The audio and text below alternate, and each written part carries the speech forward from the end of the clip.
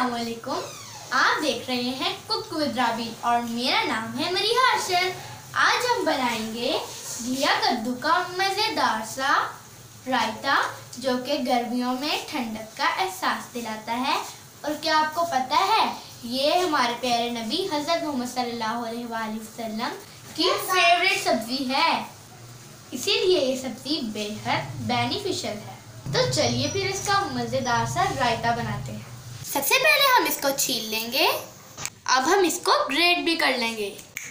तो ये ग्रेट भी हो गया है। इसको हमने सॉस पैन में डाल दिया और अब हम इसमें तकरीबन 1 कप पानी ऐड कर देंगे। और अब हम इसको स्टोव पर बॉईल होने के लिए रख देंगे। पानी मुझे थोड़ा कम लग रहा है तो हम इसमें 1 कप पानी और ऐड कर देंगे। अब इसको इतना बॉईल करेंगे कि ये घिया कद्दू जो है वो गल जाए। हमने इसको 15 से 20 मिनट तक बॉईल किया है और ये देखें घिया कद्दू जो है वो गल भी गया है। इसका पानी स्ट्रेन कर लेंगे और अब इसको ठंडा होने देंगे। घिया कद्दू हमारा ठंडा हो गया है और ये भी आधा किलो है और हमारा दही भी आधा किलो है। कम या ज़्यादा आप जितना भी चाहें ले सकते हैं दही और घिया कद्दू।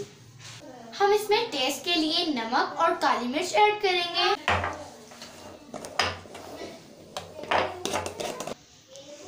½ टीस्पून नमक ऐड कर देंगे।